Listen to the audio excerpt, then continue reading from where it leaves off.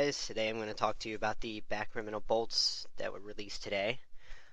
First, to start this update, you have to talk to Mami Rimba, who's northwest of the Edgeville bank, close to the lodestone teleport as you see there. You can buy the bolt tips from her for 200 GP apiece. To be able to make the bolts, you have to have 85 woodcutting and 93 fletching. To be able to use these bolts, you need 80 ranged and to be using a rune or chaotic crossbow. The Bloodwood Tree locations, there's one next to the Chaos Altar in the wilderness, north of Mahjarrat. Not the rune crafting altar, but the other one. There's one northeast of the demonic ruins in the wilderness. There's one south of the pirate hideout in the wilderness. The ritual Plateau is where I first went, and there's, of course, a tree there.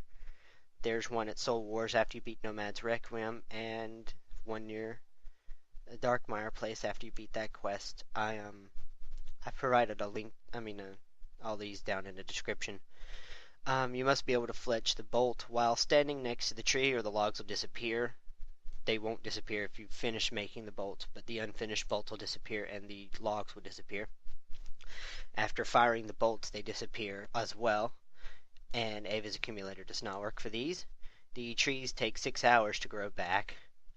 Supposedly the ones deeper in the wilderness are supposed to yield more logs, but for me this wasn't the case. I only got like 1 log per each tree this time.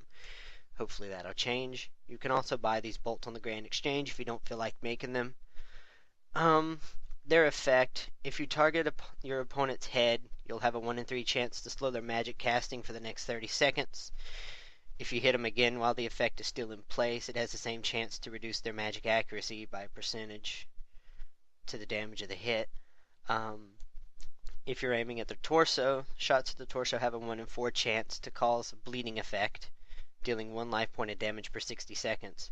That does stack up a little bit, up to a maximum of 5. And if you shoot them in the legs, you have a 1 in 3 chance of draining their run energy in proportion to the damage dealt.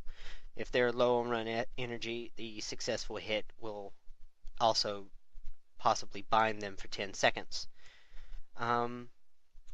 That's pretty much all with these. These are mostly a PvP range versus mage kind of thing. Pretty helpful. I don't really know what else to say about that. I'm not a big PvPer. The last little bit of this update is more of a little miscellaneous thing. This tree that they added back to Yeild, they added a funny little examine to it, and once you chop it down, it's got another little funny examine. But yeah, that's pretty much all for this update. It's mainly a PvP update. I don't know how well they'll work with PvE. I'm not really that into either one. But anyways, thanks for watching, and I'll see you next time, guys.